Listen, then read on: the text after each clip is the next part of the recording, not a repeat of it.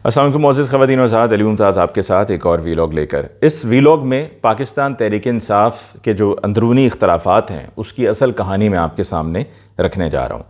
आपने गुज़श्ता 24 घंटों में ये पढ़ा भी होगा, सुना भी होगा कि पाकिस्तान तहरीक-ए-इंसाफ़ की जो लीडरशिप है वो कोई किसी को रॉन्ग नंबर कह रहा है, कोई किसी को गाली दे रहा है, कोई किसी को इस्टेब्लिशमेंट का आदमी कह रहा है। तो असल में कहानी है क्या एंड इसके पीछे कौन है और आगे आने वाले दिनों में क्या होने वाला है। और मेरी आज की ये जो गुफ्तगू है इससे आपको आखिर में अंदाज़ा हो जाएगा, फ़ैसला कर पाएंगे कि गलती कहाँ पर हो रही है और इमरान खान साहब के साथ कौन खड़ा है और कौन सिर्फ उनके नाम को इस्तेमाल कर रहा है।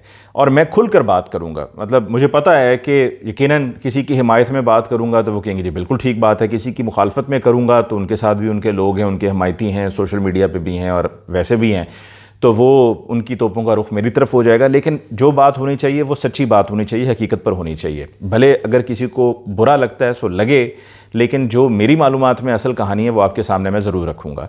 लेकिन उससे पहले एक और कहानी, और बड़ी दिलचस्प कहानी, बड़ी दिलचस्प सूरत हाल, बड़ी एक जाहिलाना खैर बात मैं उससे अगर कहूँ तो ज़रा ज़्यादा हो जाएगा, लेकिन कह देना चाहिए, कोई हर्ज नहीं है।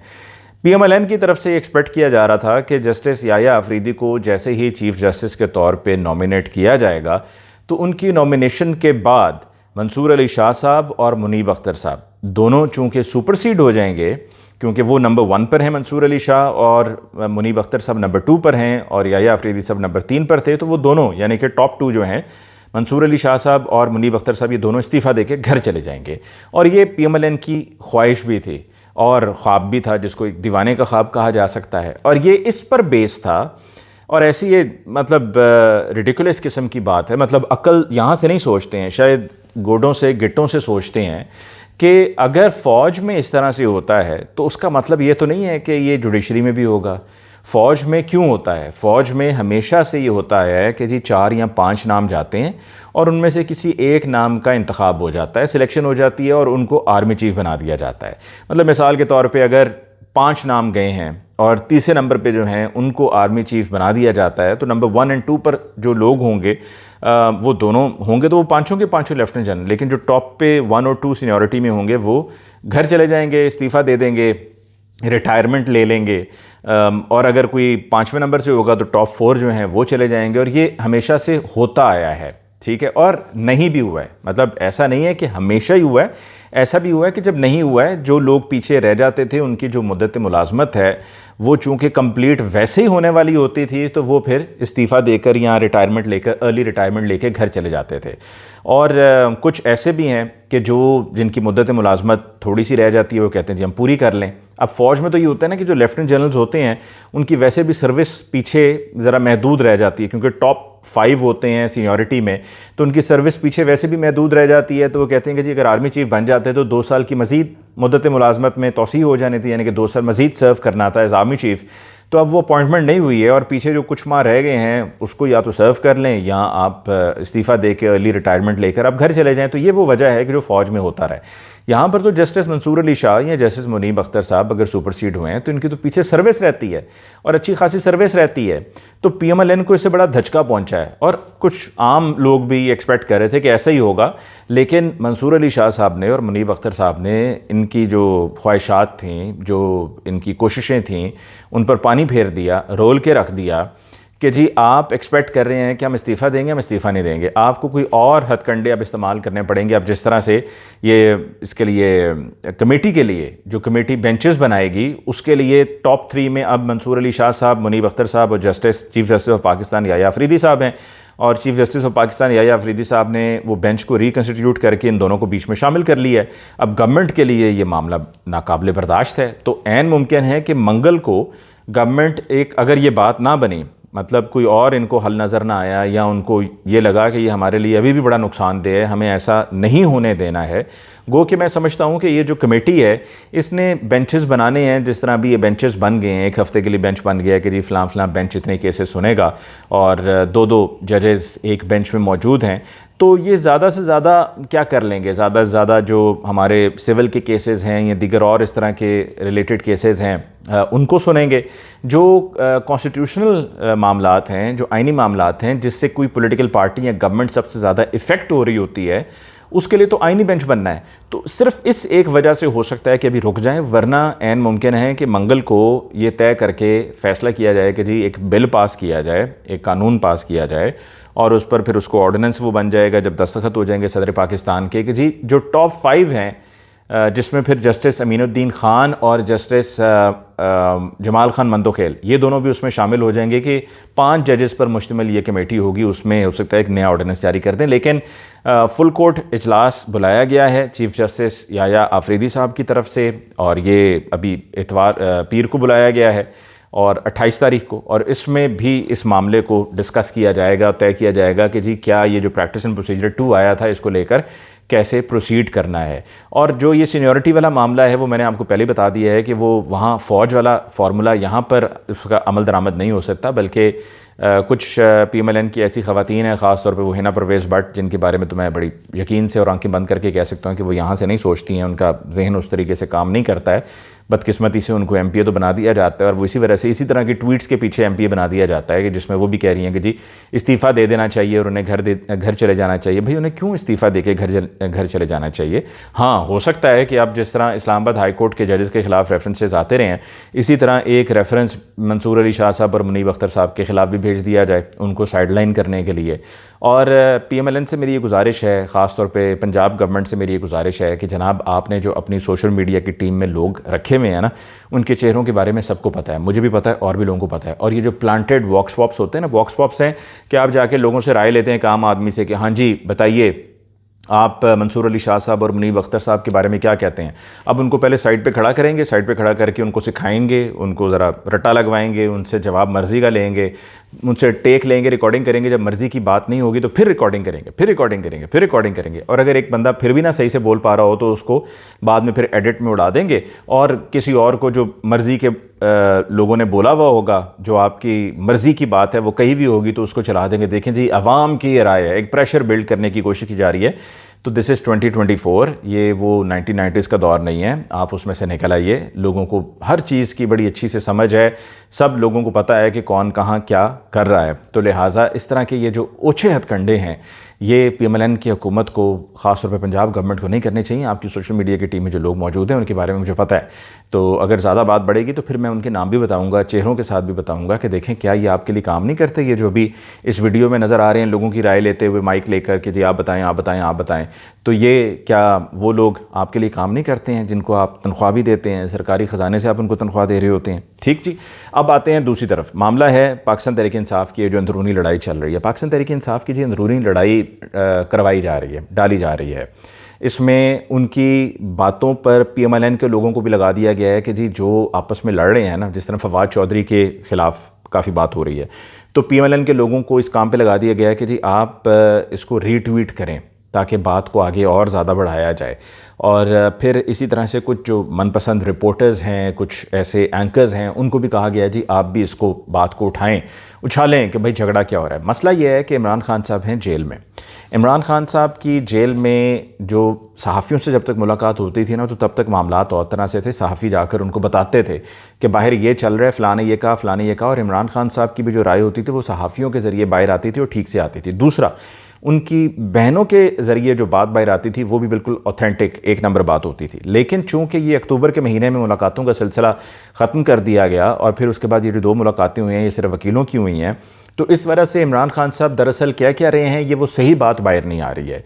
अली अमीन गंडापुर को लेकर इसमें कोई दूसरी राय नहीं है कि जिस तरीके से वो डी चौक से वहाँ से रवाना हुए, KPK हाउस चले गए, लोगों ने कहा जी इतने लोग वहाँ पे आंसू गैस की शेलिंग खा रहे हैं, मारें खा रहे हैं, और वहाँ पर उन पर डंडे सोटे चल रहे हैं, गिरफ्तारियाँ हो रही हैं, तो आप डी चौक पे पहुँच के वहाँ से KPK हाउस क्यों चले गए? और फिर उसके बाद अगले रोज़ जो उनकी स्टेटमेंट थी कि जी मैं पैदल चला हूँ और मैं 12 अजला से होता हुआ आया हूँ। KPK में कौन से 12 अजला हैं जो आप इस्लामाबाद से वहाँ तक 12 अजला गिनते हुए गए हैं? वो बड़ी डाउटफुल चीज़ है। दूसरा, शिबली फराज साहब पर डाउट है। मसला ये है कि जो लोग बाहर हैं ना, उनको अपनी कुर्सियों का डर है, उनको अपनी कुर्सियों का खौफ है।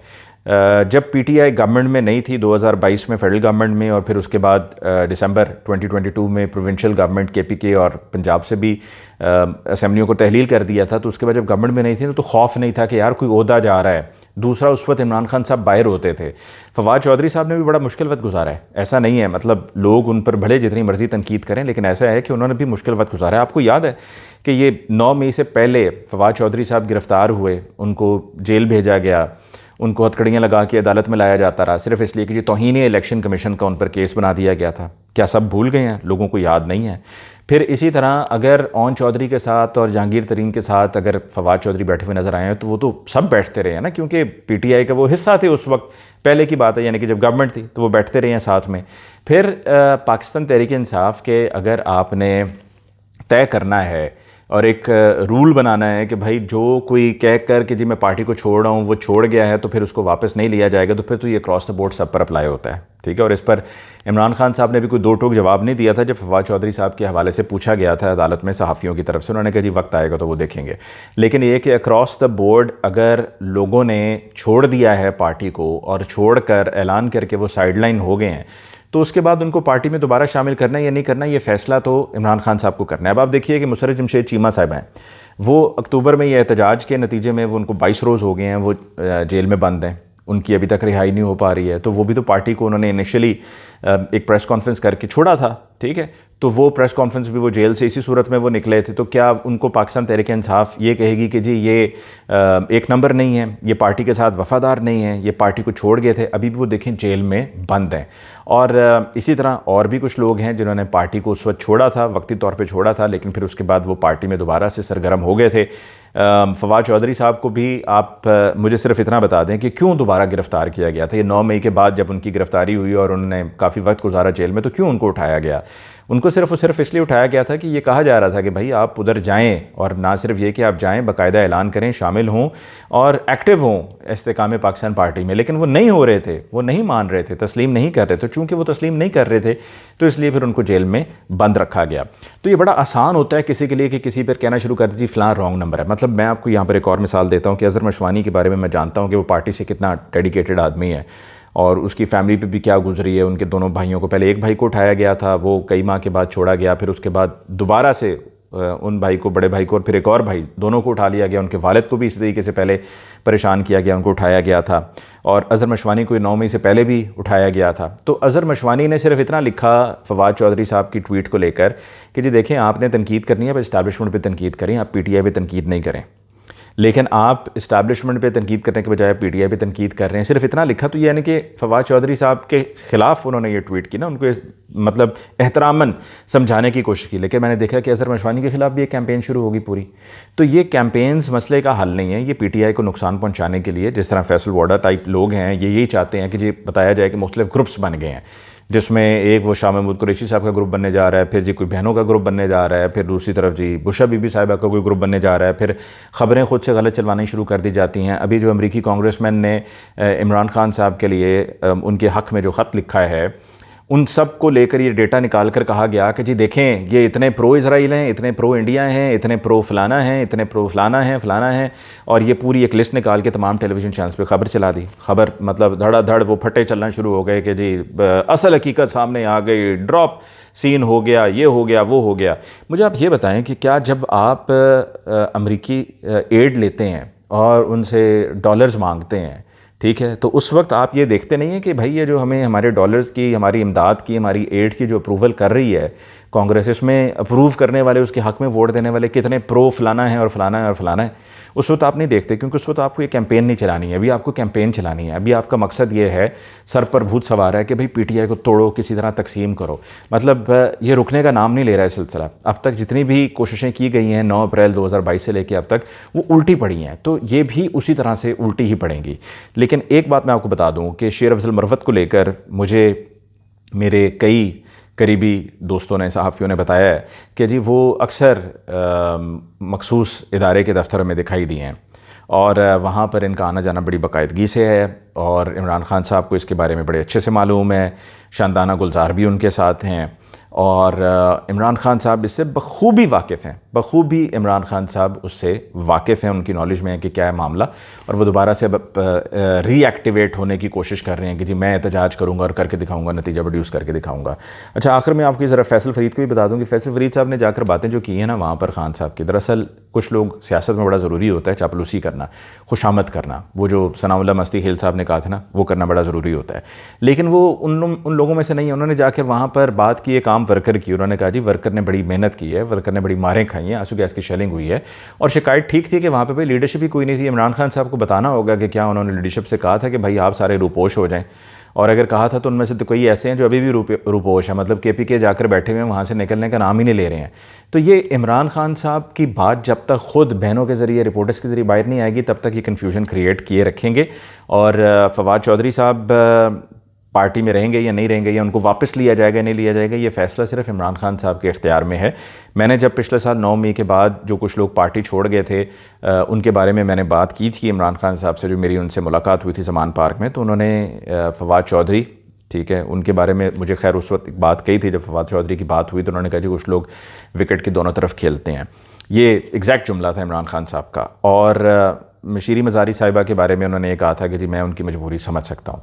तो ये इमरान खान साहब को हर चीज़ के बारे में इल्म है, ऐसा नहीं है कि वो लाइल्म है, ठीक। तो ये इसके साथ ही क्लियर हो गया कि कौन कहाँ खड़ा हुआ है और क्या होना चाहिए। मैंने ये आपके सामने नाम रख दिए हैं, और बाकी वीडियोज़ सब बोलती हैं, सब बताती हैं कि जब कहीं PTI का एहतजाज हो, जलसा हो, तो कौन जेन्युइनली आता है और कौन सिर्फ जो है वो निकलते हुए कोई 4-5 लोग करीब रख के ज़रा लो शॉट दे के बड़े लोग लगें और झंडे लहरा कर तो वीडियो बनाकर कह देते हैं जी हम निकल पड़े हैं, जबकि वो निकले नहीं होते हैं और बंदा भी साथ में कोई नहीं लेकर आ रहे होते वो।